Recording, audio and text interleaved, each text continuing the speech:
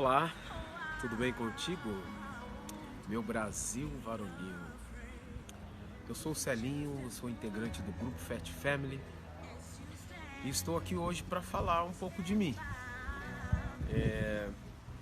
Talvez você não conheça a história desde o princípio deste homem, podemos dizer assim, desta criança,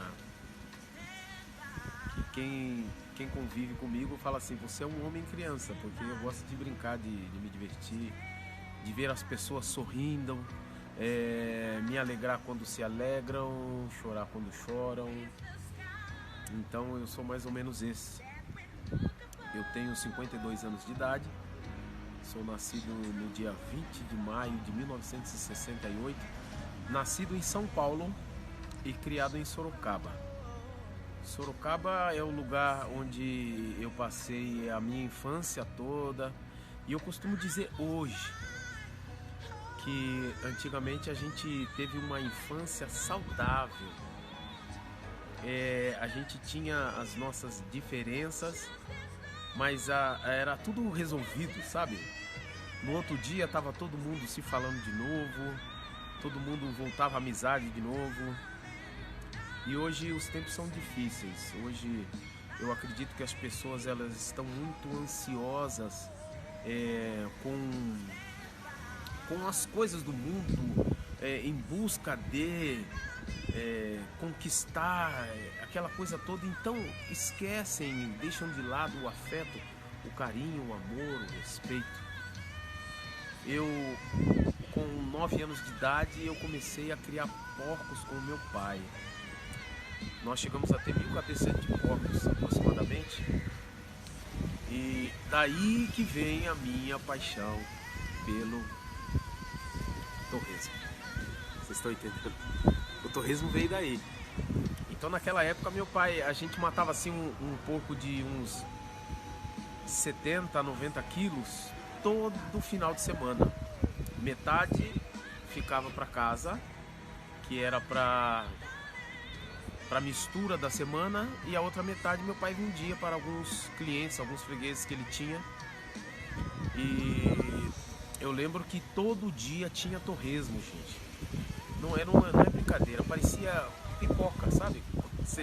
Aquela bandejinha de pipoca, então era aquilo. E depois eu me lembro que a gente tem uns primos que são ligados à música também. O Neguinho, o falecido Didi, que era um guitarrista espetacular. Então a gente se reunia em casa nos finais de anos, ou quando tinha um aniversário, alguma coisa assim. Então os primos começavam a conversar: pô, quando a gente crescer, vamos fazer uma banda, alguma coisa assim? Aí um falava assim: eu vou tocar guitarra base. E o outro falava: vou tocar guitarra solo. Porque na época tinha essa história de guitarra base e guitarra solo. Aí o meu irmão: não, vou tocar bateria. As minhas irmãs: eu vou cantar, eu também vou cantar. E eu não sabia nem que eu cantava. Eu falei: caramba, eu vou fazer o quê? Aí eu falei assim: eu já sei, eu vou tocar contrabaixo. Só que eu não tocava contrabaixo. Só tinha esse pequeno detalhe. E eu me lembro que tinha uma amiga da família, que era uma enfermeira. O nome dela era Dona Elisa. E essa Dona Elisa tinha um filho, o nome dele era Marquinhos. Eu me lembro que esse Marquinhos tinha um contrabaixo e eu emprestei esse contrabaixo dele. Eu fiquei mais ou menos uns 5 ou 6 anos com esse contrabaixo, e no final eu acabei comprando por R$50, um negócio assim. Ele falou: pô, já que você tá com contrabaixo aí, me dá 50 conto e pronto, acabou. E eu me lembro que eu ligava o som de casa e eu ligava o contrabaixo no som do meu irmão, e ele não podia ver porque o som não era para ligar o contrabaixo. Aí o que acontecia? Eu ligava o som e ficava ouvindo a música e tentando tocar, tentando entender que instrumento era aquele, como é que tocava, como é que afinava. Eu não sabia nada do contrabaixo. Mas eu creio, porque hoje a gente sabe que é Deus que nos capacita mediante a nossa vontade, podemos dizer assim. E devagarzinho eu fui aprendendo a tocar as notas, a entender o braço do instrumento, aonde estava cada nota. E um dia um amigo da família, o nome dele é Nelsinho, ele é um músico lá de Sorocaba. Ele me viu tocando em casa e ele tocava numa pizzaria na rua de casa. Aí ele falou assim: Celinho, por que você não vem tocar comigo à noite na pizzaria do João? Eu falei: eu nunca tinha sonhado em tocar para alguém ouvir. Até então eu tava pensando assim, tipo, no grupo dos irmãos, dos primos. Aí eu falei pra ele: beleza, vamos lá. Encarei o desafio. Aí eu comecei a tocar com esse Nelsinho. Só que quando ele tocava do meu lado esquerdo, com o braço da guitarra, do violão, virado pra mim, para que eu pudesse saber onde que estava a nota quando eu ia tocar contrabaixo. E ele, pra sacanear, ele virava o braço da guitarra ou do violão. Eu ficava perdidinho. Só que daí me despertou a desenvolver a audição. Foi aí que eu comecei a tocar de ouvido. Aí chegou um momento que eu não precisava mais olhar para o braço do violão ou da guitarra, ou o braço de quem quer que seja, que eu já sabia onde que precisava ir a minha mão para entoar aquela nota que estava tocando no momento. Foi aí que eu comecei a tocar na noite e a ser remunerado por tocar na noite. E eu me lembro que eu tocava lá e eu recebi um convite. Eu tocava na pizzaria do João e recebi um convite para tocar Coisa Nossa, o nome do barzinho, do Mário e Marisa Lobo, lá de Sorocaba, uns amigos. Ela é cantora, violonista, conhecidíssima lá em Sorocaba. E a gente começou a tocar lá. Era eu, a Celinha que faz carreira solo hoje, o ex-esposo da Celinha, um amigo, Matias, que era guitarrista, falecido, um espetacular músico. E a Daisy sempre aparecia lá para dar uma canja. Ela gostava do lanche de lá. Tinha um lanche lá chamado o X-Tudo, só que o X-Tudo era num prato.